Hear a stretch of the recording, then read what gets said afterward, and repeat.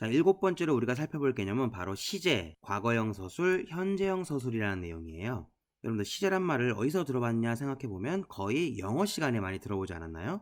과거로 표현하느냐, 현재로 표현하느냐, 미래로 표현하느냐, 요걸 우리가 시제라고 하는데 이 국어 문법 시간에도 시제가 나오기는 하죠. 그런데 이게 어디에도 나오느냐? 바로 이 소설에서도 나온다라는 겁니다. 자, 소설의 서술 방식의 시간 표현, 그러니까 시제를 우리가 나눠보면 한 가지 재밌는 사실을 발견할 수 있다는 건데, 이게 뭐냐 하면은 소설은 기본적으로 과거형으로 서술된다는 거예요. 자, 여러분들, 과거형이 뭐죠? 문법적으로 얘기해 보면 어떤 사건이 지금 말하는 그 시점보다 이전일 때, 그걸 우리가 과거형이라고 한다는 겁니다. 다시 한번 얘기하자면 사건이 일어난 때를 우리가 사건시라고 하고, 말하거나 쓰는 거를 우리가 발화시라고 하는데, 과거형은 당연히 사건시가 발화시보다 먼저인 경우, 이걸 우리가 과거형이라고 한다는 거죠. 자, 여기에서 우리가 이 시제를 조금만 살펴보자면 우리는 과거, 현재, 미래일을 얘기할 때 각각 다른 표현을 쓴다라는 거죠. 먹다라는 말을 가지고 생각해 볼까요? 이게 기본형이죠, 먹다가. 그런데 이거를 과거형으로 표현하면 먹었다. 현재로 나타내면 먹는다. 미래로 나타내면 먹겠다. 이런 식으로 표현을 한다는 거죠. 이거를 문법적으로 더 자세히 들어가 보면 과거형은 at이나 ot을 쓰고, 현재형은 는이나 니은을 쓰고, 미래형은 get을 쓴다는 이런 식으로 표현한다라고 우리가 얘기할 수 있어요. 그러니까 철수가 치킨을 먹었다라는 문장을 우리가 시제로 분석을 해보면 철수가 치킨을 먹은 건 과거죠. 그런데 철수가 치킨을 먹었다라고 말하거나 쓴 건 지금이라는 겁니다. 그러니까 사건시가 발화시보다 먼저, 그러니까 시제로 얘기하면 과거형이라는 거죠. 자, 여기에서 우리가 소설로 자연스럽게 넘어가 볼까요? 소설을 잘 살펴보면요, 철수가 학교에 갔다, 영희가 열심히 공부를 했다처럼 기본적으로 어떻게 쓰여진다? 과거형으로 쓰여진다는 걸 우리가 알 수 있는데, 이거를 조금 어려운 말로 관찰과 서술 사이에 시간적 간격을 둔다 라고도 해요. 자, 이거를 영희가 학교에 갔다 이 문장으로 한번 살펴볼까요? 자, 영희가 학교에 간 건 언제죠? 과거죠. 예전이죠. 그리고 그걸 관찰한 것도 당연히 과거죠. 그런데 영희가 학교에 갔다고 말하는 건, 글로 쓰는 건 언제죠? 바로 지금이죠. 그러니까 관찰과 서술 사이에 시간적 간격을 둔다라는 것은 결국 과거에 관찰한 걸 지금 쓴다. 그러니까 과거형으로 쓴다는 그런 말이 되는 겁니다. 그럼 여러분들 이렇게 생각할 수 있어요. 영희가 학교에 갔다고 말해주는 것도 예전 아닌가요? 그렇죠. 그렇게 따지면요, 여러분들, 영희가 학교에 간 건 엄청 과거인 거고, 영희가 학교에 갔다고 말하는 거, 영희가 학교에 갔다고 글로 써는 건 과거인 거고요. 그걸 보는 건 지금. 어쨌든 간에 영희가 학교에 간 게 과거라는 건 변하지 않습니다. 그럼 소설이 왜 기본적으로 과거형으로 쓰여지느냐?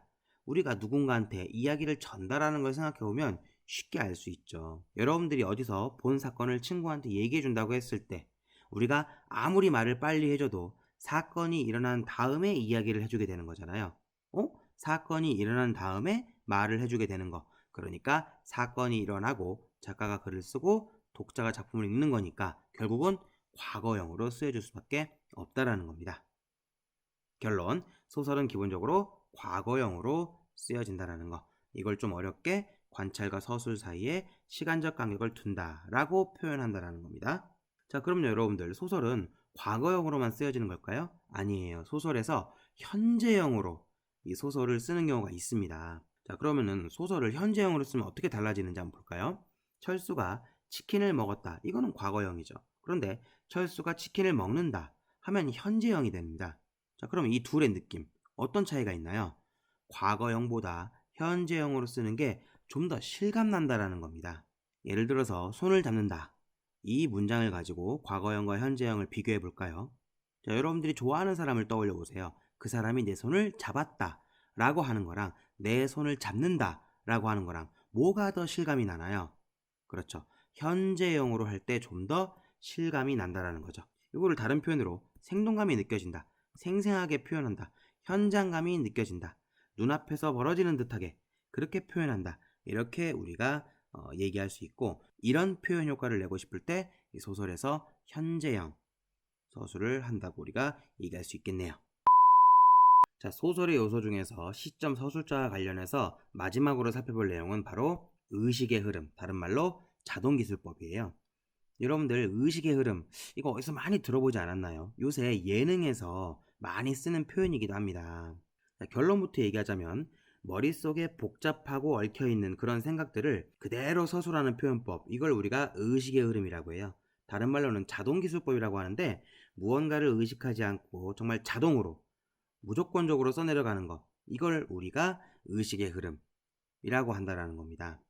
자, 그럼 이게 무슨 뜻이냐? 이 말 자체로 보면은요, 의식의 흐름은 생각이 흐른다 이런 뜻이에요. 우리의 생각, 우리의 의식은 어떻죠, 여러분들? 자로 잰 듯이 그렇게 막 딱딱 떨어지는 그런 게 아니죠. 여러분들 멍 때린다고 할 때 생각을 해보세요. 이 생각했다가 저 생각했다가, 생각과 생각이요, 물의 흐름처럼 불연속적이고 경계가 모호하게 이어집니다. 그러니까 오늘 날씨가 좋구나, 이런 날은 치킨을 먹어야 하는데 우리 집 강아지는 밥을 먹었으려나, 근데 내일 뭐 입지, 이런 식으로 생각이라고 하는 게 정말 혼돈의 도가니, 그 연속 그 자체라고 할 수 있거든요. 이렇게 우리가 멍 때린다고 얘기할 수 있는 거, 생각이 서로 뒤엉키고 얽혀있는, 이걸 우리가 의식의 흐름이라고 한다는 거예요. 자, 인터넷에 있는 한 짤인데요, 여기 보면은 익은 밤이 생밤보다 까기 쉬운 것 같습니다. 익숙한 사람에게 막 대하고 그러면 안 된다는 뜻입니다. 정말 의식의 흐름이죠. 자, 이렇게 의식의 흐름이 쓰이면요, 생각들 사이의 관련성, 그러니까 연관성, 그리고 긴밀성이 매우 떨어집니다. 그래서 마치 퍼즐 조각이 흩어져 있는 것처럼 단편적이고 파편화된 그런 생각들이 나열되는 거죠. 그러니까 우리가 무슨 내용인지 파악하기가 힘들어지고 현실과 생각의 경계가 무의미해지는 그런 경우가 많아요.